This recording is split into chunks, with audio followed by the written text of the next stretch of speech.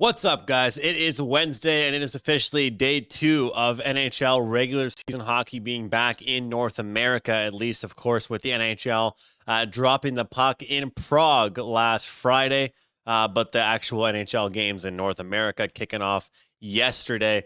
It was a +1 unit day for me yesterday. Horrible call. Bad call on the Bruins. Hand up on that one. Bad call on the Bruins. But the play of the day, was going to be at the very worst, it was going to be a push with the over in the late game. And we ended up getting a miraculous victory. 22 seconds left. We get a goal there. I'll take a win any way I can get it. There are so many games on the board today, guys. I was held up at the mechanic. Yeah, it's always something. I understand it's always something. So I'm going to make this only a few minutes. There was a free play I liked that I gave out on Wager Talk TV, and it was the under in the Golden Knights and Colorado Avalanche game. Under 6.5 Avalanche and Golden Knights. You know, we got some missing pieces for both teams now. Obviously, Lehkonen gone still for the Avalanche. Landeskog still not back. Nichushkin will not be back quite yet for this Avalanche team. No more Chandler Stevenson. No more Jonathan Marchessault for the Vegas Golden Knights. Some missing pieces all across the board for both teams. I think that there's so much talent out there. People forget that sometimes they're still great defensive teams. You know, you look at the Vegas Golden Knights with Pietrangelo and Noah Hanifin. The way that they're built as a good, strong defensive team. So we're going to go under 6.5 in that one as one of the free plays here today. Another one I wanted to look at, guys, and this is one I've been talking about for a while, and it pains me to say it as someone that does root for the Pittsburgh Penguins. I kind of like that over 3.5 team total for the New York Rangers. 6 of the last 7 victories for the New York Rangers. They've scored over the Penguins. They've scored at least 4 goals. You're turning a minus price into a +115 price, which is something that we always want to do. So I really do like that one quite a bit. And Oilers game, I'm kind of torn between the first period money puck line for the Oilers and the first period over.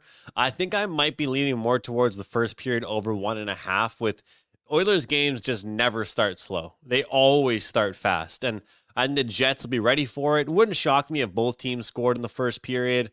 But it's kind of a decent number, I think, -130 for over 1.5 goals in the first period in this game. And that's kind of where I would look in this one. I gave out 3 prop bets on Puck Time today on Wager Talk TV. The 3 bets were Victor Arvidsson from the Edmonton Oilers to record a point. Second line guy, you know what I mean? Like, pretty good price there for him. Playing with Skinner, playing with Draisaitl. He's someone that I kind of want to look towards because of the great prices that we're going to be getting. So Victor Arvidsson is a good prop bet for tonight.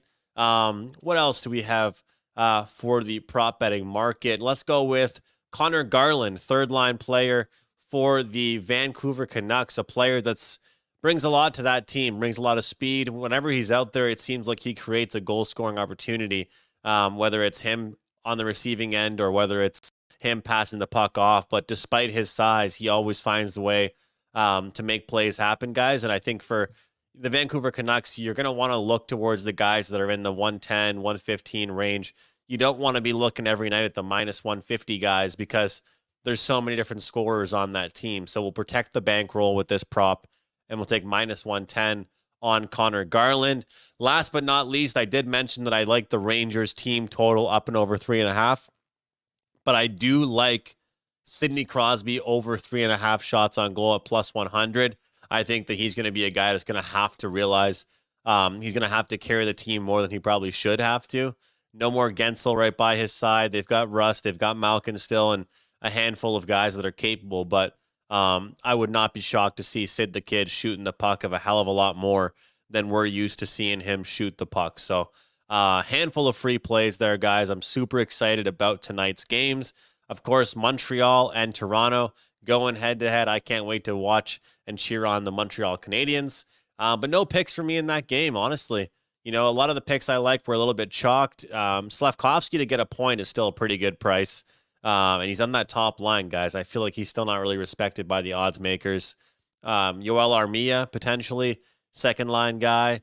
And it wouldn't shock me if Matthew Nyes had himself a night tonight for the Maple Leafs. But a few props for you guys: the under in the Vegas and Colorado game, New York Rangers team total, and a handful of props for everybody. But I do have a best bet, a 4% play up at wagertalk.com. Forget about that, though. Use the promo code PUCK15. Take $15 off 7-day NHL pass. I cannot wait for tonight's game, guys. Can't wait for this best bet. Cannot wait for the play of the day. So join me, guys, over at Wager Talk. Tomorrow's stream is going to be a lot longer. Wanted to come on, still give out some picks, whether it's on YouTube, whether it's on Twitter, and hopefully we can all cash together. So all the best, guys. I'll be talking to you guys tomorrow. Hopefully we can make some money with these wagers. Cheers.